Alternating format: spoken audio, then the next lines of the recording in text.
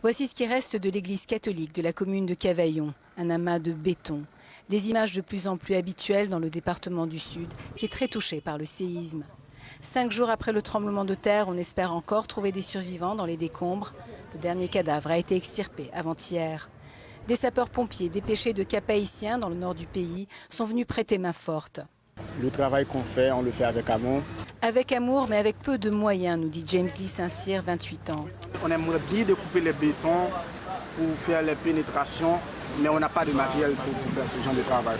On est obligé de faire ça à main nue ou sinon on utilise des haches, alors qu'on aurait pu avoir des matériels à essence. Parce qu'il y a des personnes, il y a des zones où nous sommes arrivés, on entend des gens là à l'intérieur, mais on n'a pas de matériel pour entrer. Une situation impossible. Ils disent qu'ils ont les ressources humaines, mais pas matérielles pour sauver des vies. Au CAI, c'est la réunion de la cellule de crise de la protection civile du département du Sud. On tente d'élaborer un plan pour agir rapidement. On n'a jamais connu un tremblement de terre ici, nous dit-on, pour expliquer la lenteur de l'aide, mais les besoins sont urgents.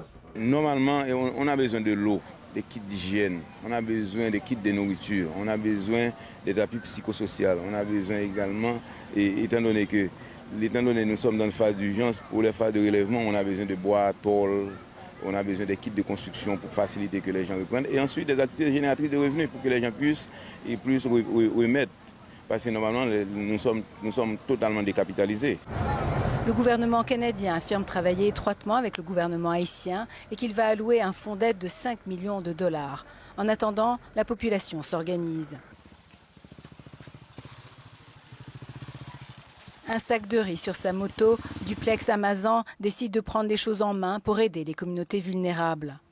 Bon, je viens avec ce riz ici et après, de l'eau, savon et pâtes, etc. Matériel nécessaire. Matériel nécessaire. C'est qui te finance? Comment tu achètes ça? Bon, en Haïti, il n'y en a pas de boss. Ouais? Je suis le boss de ma tête et de ma communauté. Nous sommes tout près de l'épicentre du tremblement de terre. Dans cette région éloignée, même les pierres tombales ont failli basculer ce samedi 7 août.